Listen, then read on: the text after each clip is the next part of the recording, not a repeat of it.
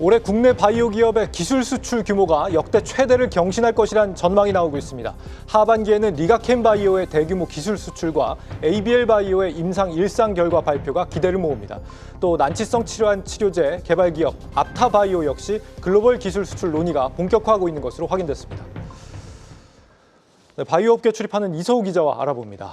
이 기자, 올해 국내 바이오업계 기술 수출이 신기록을 달성할 가능성이 높아졌다고요? 네, 연간으로 20조 원에 달할 것이란 전망이 나오는 건데요. 지난 2021년 15조 7천억 원으로 역대 최고 기록을 쓴 지 4년 만에 또다시 경신할 것이란 기대가 나오는 겁니다.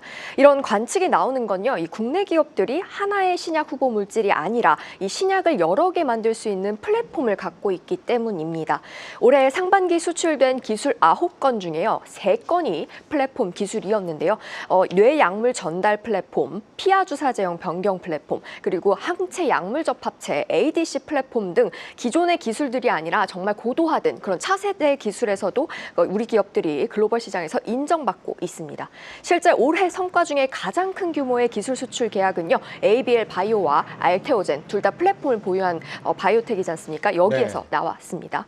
이 ABL 바이오는요, 지난 4월에 글락소스미스클라인의 뇌혈관 장벽, 요게 좀 두꺼워서 약물이 투과하기가 어렵거든요. 근데 요거를 좀 투과율을 높여주는 플랫폼을 4조 원 규모의 수출을 했고요. 알테오젠은 지난 3월에 아스트라제네카 자회사의 이 피하 주사 제형으로 변경해주는 플랫폼을 약 2조 원에 수출한 바 있습니다.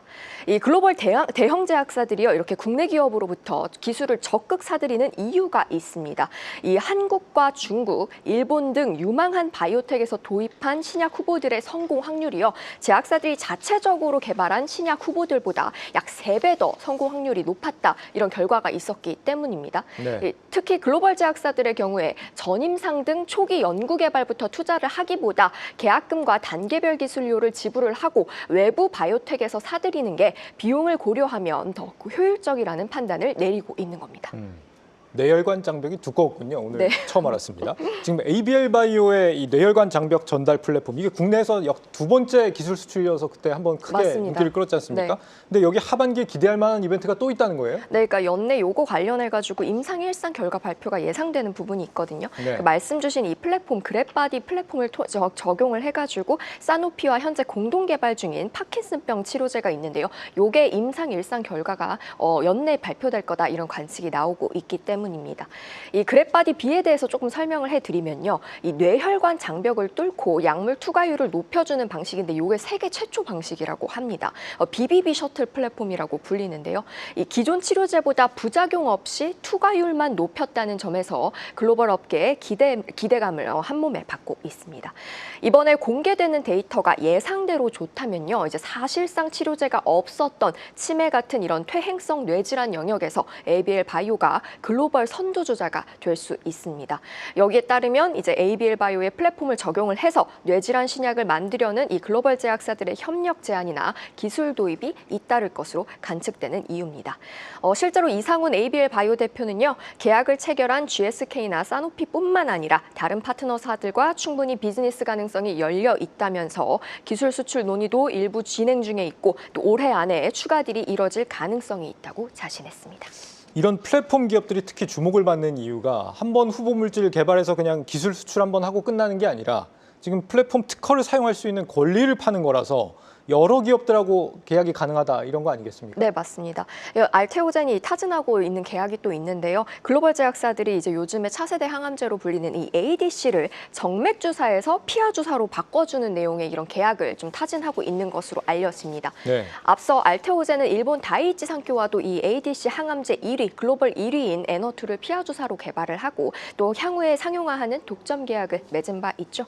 마찬가지로 이 ADC 신약 라인업을 대거로 늘리고 있는 화이자, 에브비, 길리어드 등 이런 제약사들도 피하 주사 제형으로 개발하기 위해서, 그러니까 신제형으로 개발을 하기 위해서 알테오젠과 손잡을 것이란 관측입니다.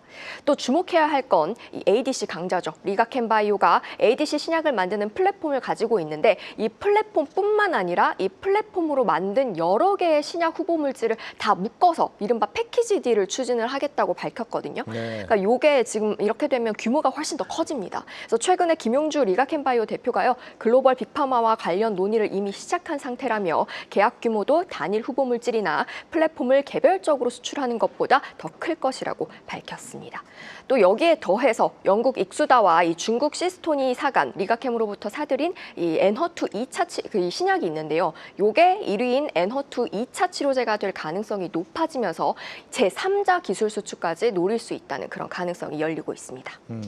자, 그리고 하반기에 주목해 볼 만한 신흥 강자가 또 있다는데 어디입니까, 여기는? 네, apta바이오라는 데인데요. 요게 네. 이제 지난 바이오 USA 행사에서 조금 좀 성과가 있었다고 합니다.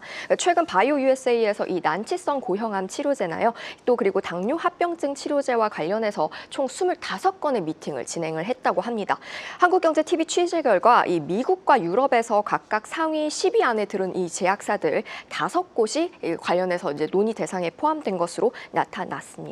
이 최근에 apta바이오의 차세대 면역 항암제가요, 또 미국 FDA로부터 희귀 의약품으로 지정을 받았거든요. 네. 그러면서 기대감이 좀 더 본격화되고 있습니다.